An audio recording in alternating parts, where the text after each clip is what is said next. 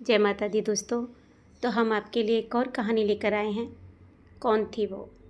रिया की ट्रेन जैसे ही स्टेशन पर आकर रुकी तो रिया की नज़र उस स्टेशन पर बैठी एक बूढ़ी औरत पर गई। ट्रेन रुकते ही वह औरत ट्रेन की तरफ भागकर आई और डिब्बे के पास आकर रिया से बोली, भगवान तेरा भला करेगा बेटी, कुछ खाने को हो तो दे दो, 3 दिन से कुछ नहीं खाया है। रिया उसे देखकर सोचने लगी कि ये माँ जी भिखारी की तरह लग तो नहीं रही हैं, फिर भी भीख क्यों मांग रही हैं? ज़रूर कोई बहुत बड़ी वजह रही होगी जो इस उम्र में भी उनको भीख मांगनी पड़ रही है। वह अपना पर्स खोलकर कुछ देने ही वाली थी, उससे पहले ही ट्रेन चल पड़ी। लोकल ट्रेन से रिया रोज़ इसी रास्ते से ऑफिस जाती थी। वैसे तो स्टेशन पर काफ़ी भीख मांगने वाले रहते हैं, लेकिन इस बूढ़ी माँ को देखकर रिया को विश्वास नहीं हो रहा था कि यह एक भिखारी है।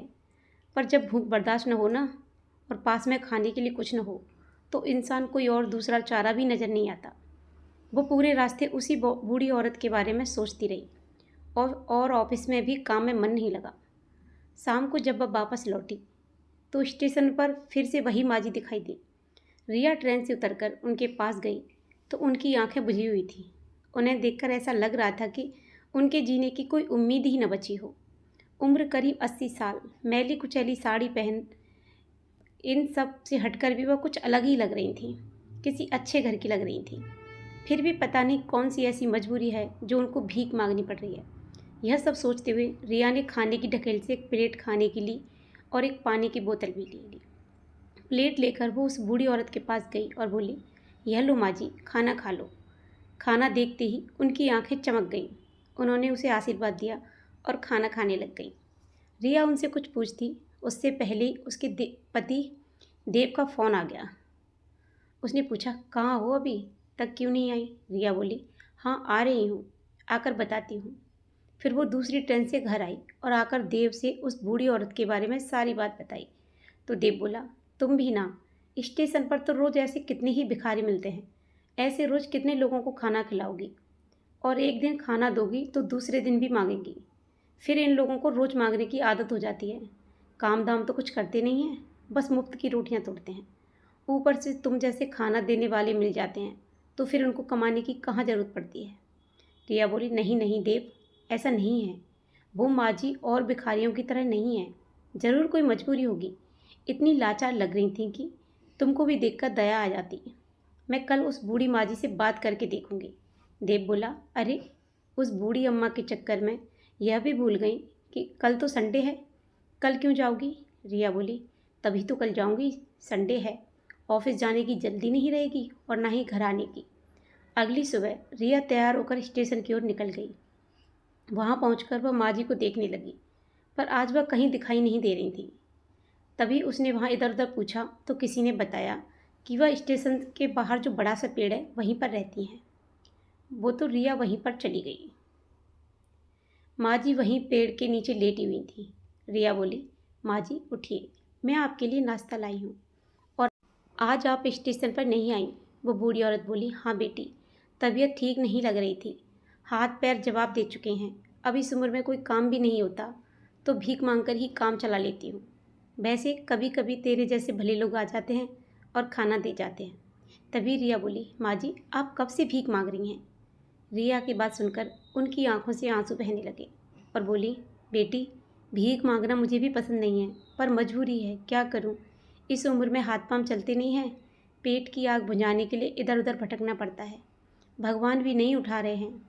कभी नहीं सोचा था कि मेरी भी कभी ऐसी हालत होगी। मैं तो खुद गरीब लोगों को खाना कपड़ा ज़रूरत का सामान बांटती थी। शहर के बीचों बीच हमारा बड़ा सा मकान था। मकान में नौकर चाकर थे, मैं किसी रानी से कम नहीं थी। घर में सास का हुक्म चलता था, मजाल था कि उनके हुक्म के बिना एक पत्ता भी हिल जाए। घर में खाने पीने की कोई कमी नहीं थी। हर आने जाने वाले का घर में पूरा सम्मान किया जाता था।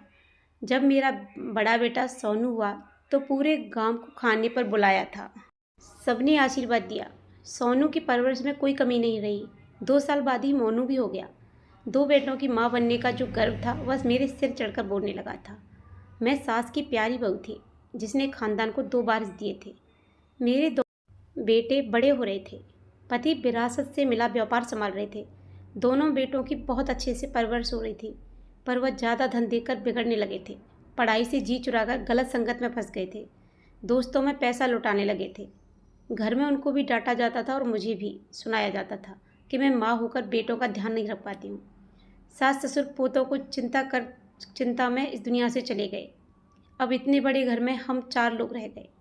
पहले की तरह अब घर में कोई आता जाता भी नहीं था।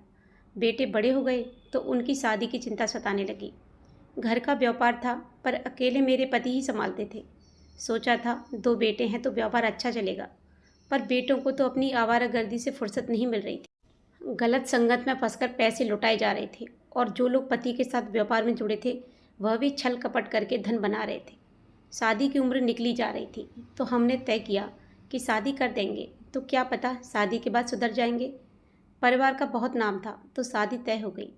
एक साथ ही घर में 2 बहू आ गई। लग रहा था अब हालात सुधर जाएंगे। गरीब घरों से बेटियां लाए थे पर वह तो हमारे सिर चढ़कर नाचने लगी। इतना पैसा देखकर दोनों को लालच आ गया और फालतू खर्चे करने लगी। पहले तो हम बेटों से ही परेशान थे पर अब बहुएं भी ऐसी आ गई थी। वो भी कम नहीं थी, महंगे कपड़े खरीदती, दिन भर बाहर घूमती।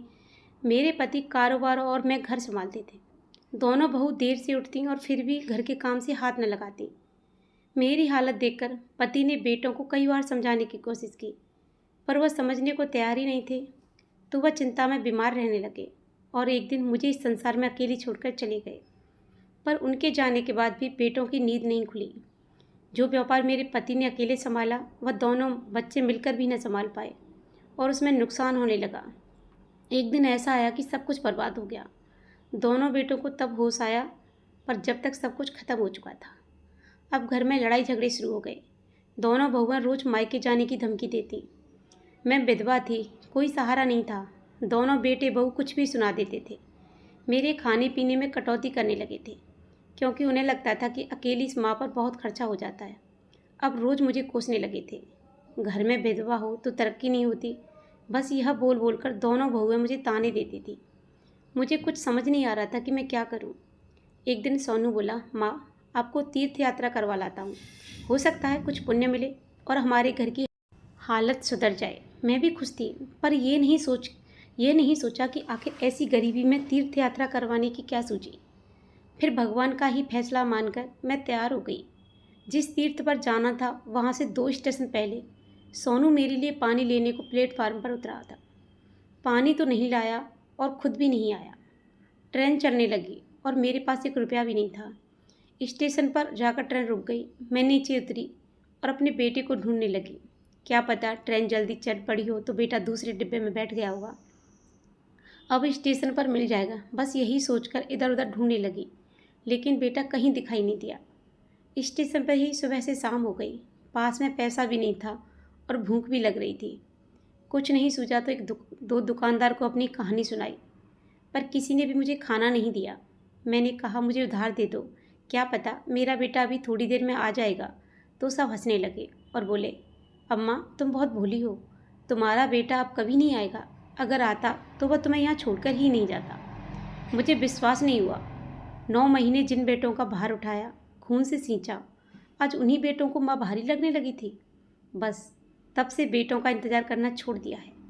अब तो यही स्टेशन पर भीख मांगकर गुजारा कर लेती हूँ और भगवान का नाम जप लेती हूँ। बूढ़ी माँ जी की कहानी सुनकर रिया की आंखें भर आईं। सच है, सब जानबूझकर भीख नहीं मांगते, कुछ लोग मजबूर भी होते हैं। रिया बोली, माँ जी आप अपने घर का पता दो। पर वो मुकर गई और बोली कि बेटी मैं अब ना बेटों के साथ रहना चाहती हूँ और ना ही उन्हें सज़ा दिलाना चाहती हूँ। जब बेटों ने ही मेरा त्याग कर दिया तो मैं क्यों उनसे मोह रखूँ। तो रिया कुछ नहीं बोली और घर आ गई। घर आते ही देव बोला, मिलाई अपनी बूढ़ी माँ जी से, कोई कहानी सुना दी होगी। रिया बोली, हाँ देव, ऐसी कहानी जो अंदर तक मन को झकझोर कर रख दे। बेटों से माँ का भार न उठाया गया तो वह उन्हें स्टेशन पर छोड़कर चले गए। पर देव मुझे उनका इस तरह स्टेशन पर भीख मांगना अच्छा नहीं लगा। क्या हम उनके लिए कुछ कर सकते हैं। देव बोला, हम क्या कर सकते हैं, हमारी अपनी नौकरियां हैं, अपनी बेटी है जिसकी जिम्मेदारी हमारी है कि हम उसे अच्छा जीवन दें। रिया बोली, लेकिन देव हम अपनी बेटी को सब दे रहे हैं पर जो सबसे अमूल्य विरासत है वह नहीं दे पा रहे हैं। हमारी बेटी अकेलेपन से जूझ रही है, हम उसे समय नहीं दे पा रहे हैं और ना ही दादी नानी का प्यार दे पा रहे हैं। तो मैं सोच रही हूँ क्यों ना हम उस माँ जी को अपने घर ले आएं, उन्हें भी सहारा मिल जाएगा और हमारी बेटी को दादी नानी का प्यार भी मिल जाएगा। उसकी बात सुनकर देव भी राजी हो गया और बोला, हम कल सुबह ही उस अम्मा के पास चलेंगे और उन्हें अपने घर ले आएंगे। रात को रिया बहुत खुश थी। अगले दिन सुबह होते ही तीनों अपनी गाड़ी लेकर स्टेशन की ओर चल दिए। स्टेशन पर इधर उधर देखा तो वो नहीं मिली। फिर सीधे वो उस पेड़ के पास पहुंच गए। वहां देखा तो भीड़ लगी थी। भीड़ देखकर रिया के पैरों तले जमीन निकल गई। पास जाकर देखा तो उसकी चीख निकल गई, क्योंकि वो माँ जी दुनिया से जा चुकी थी। रिया रोने लगी तो बहुत मुश्किल से देव ने समझाया। लोग एक एक करके जाने लगे, पर रिया वहाँ से हिली नहीं। वो बोली, देव, हम माँ जी को अपने साथ तो नहीं रख पाए, पर सम्मान से उनका अंतिम संस्कार तो कर ही सकते हैं। इनके बेटों को तो खबर भी नहीं होगी क्या आज इनकी माँ इस दुनिया से जा चुकी है। देव ने पुलिस वालों से परमिशन ली और सम्मान से उनका अंतिम संस्कार कर दिया। रिया ने नम आंखों से उन्हें विदाई दी। तो आप लोग बताना कि आपको ये कहानी कैसी लगी और आपको इस कहानी से क्या सीख मिली।